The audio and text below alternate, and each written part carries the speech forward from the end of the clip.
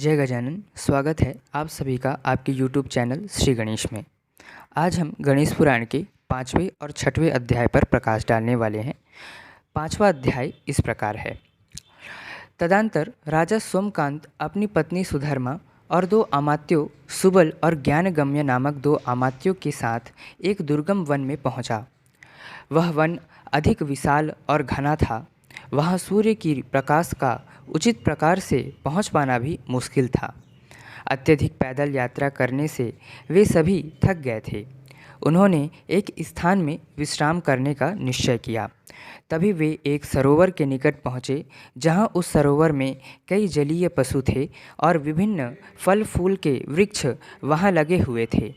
और उसी स्थान पर उन्होंने स्नान आदि नित्य कर्मों को संपन्न किया और फलाहार करके राजा वही सरोवर के तट के निकट बालू पर विश्राम करने लगा और रानी सुधर्मा और उसकी सेवा करने में तत्पर थीं। तभी वह एक ऋषि बालक सरोवर के जल लेने आया और रानी सुधर्मा को उसके आने से सुखद आभास होता है और वह उस ऋषि बालक से उसका परिचय पूछती है। रानी के परिचय पूछे जाने पर वह बालक अपना परिचय देते हुए कहता है कि मैं भृगु वंश में उत्पन्न ऋषि पुलोमा मेरे पिता हैं और मेरा नाम च्यवन है। मेरी माता ने मुझे जल लेने के लिए इस सरोवर के निकट भेजा है।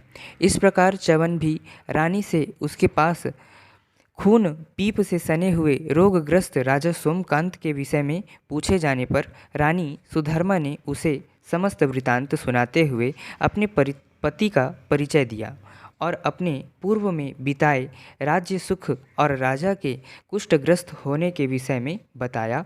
और अपने दुख से दुखी होकर वह रोती हुई बोली,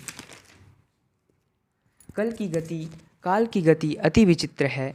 कहाँ हम अपने राज्य में सुखपूर्वक रहा करते थे और अब ऐसा दिन देखना पड़ रहा है।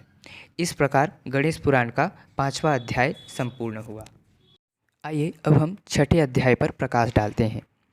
तब वहाँ ऋषि कुमार च्यवन उनके दुख से दुखी होकर अपने आश्रम में विलंब देर से पहुँचा और उसके पिता ऋषि भृगु के विलंब का कारण पूछे जाने पर राजा सोमकांत और रानी सुधर्मा का सारा वृतांत सुनाया।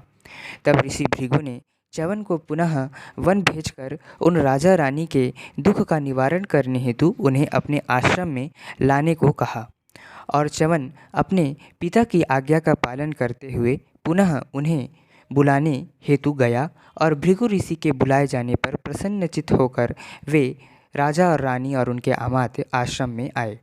उन्होंने आश्रम पहुंचकर ध्यानमग्न उन दिव्य ऋषि भृगु को देखा और सोमकांत ने उनकी विधिवत प्रकार से स्तुति करके अपने कष्ट के निवारणार्थ प्रार्थना किया। तब सोमकांत के इस प्रकार स्तुति किए जाने पर भृगु ऋषि ने उनका यथोचित सत्कार करते हुए उन्हें भोजन प्रदान कर विश्राम करने हेतु निवेदन किया। इस प्रकार गणेश पुराण का 6वां अध्याय संपूर्ण हुआ। ये दोनों अध्याय हम भगवान श्री गणेश के चरणों में अर्पण करते हैं और आगे आने वाली वीडियो में आगे के अध्यायों पर चर्चा किया जाएगा। तब तक के लिए जय गजानन, श्री गणेश।